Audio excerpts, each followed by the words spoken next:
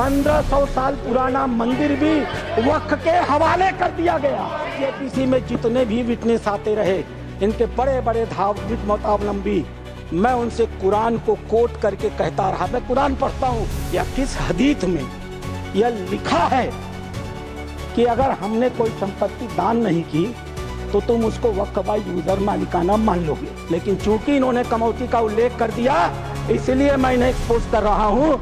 मेरे एक भी प्रश्न का जवाब ये लोग नहीं दे पाए। मैं पढ़ूं और बताऊं कुरान में क्या लिखा है। मार हो जाएगी मार। 1500 साल पुराना मंदिर भी वक्फ के हवाले कर दिया गया।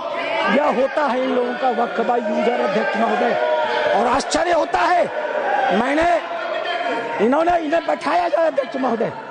आश्चर्य होता है, मैं भी जेपीसी का मेंबर हूँ, ये भी जेपीसी के मेंबर है, ये गवाह है इस बात के। मैं लगातार जेपीसी में जितने भी विटनेस आते रहे, इनके बड़े बड़े धार्मिक मतावलंबी, मैं उनसे कुरान को कोट करके कहता रहा। मैं कुरान पढ़ता हूँ, कोई बुराई नहीं है किसी धर्म को पढ़ने में। मैंने कुरान को कोट करके कहा कि मौलवी साहब ये तो बताओ कि इस कुरान में या किस हदीस में यह लिखा है कि अगर हमने कोई संपत्ति दान नहीं की तो तुम उसको वक्फ बाय यूजर मालिकाना मान लोगे। किसी के पास एक भी मेरे सवाल का जवाब नहीं था। इन लोगों ने क्या किया मालूम है? वो जो ओवैसी साहब वहां बैठते हैं ना, उन्होंने मेरा नाम रख दिया मौलाना डॉक्टर राधा मोहन अग्रवाल। अब इससे बड़ी मेरी जीत क्या हो सकती है? मैंने इनसे पूछा, इस बात पर बहस होती है कि डीड लिखित गया या नहीं। मैंने इनसे कहा, जब हजरत मोहम्मद साहब ने अपने आयतों में लिखा है, 3 आयतें हैं, 4, आप चाहिएगा तो मैं पेश करूंगा।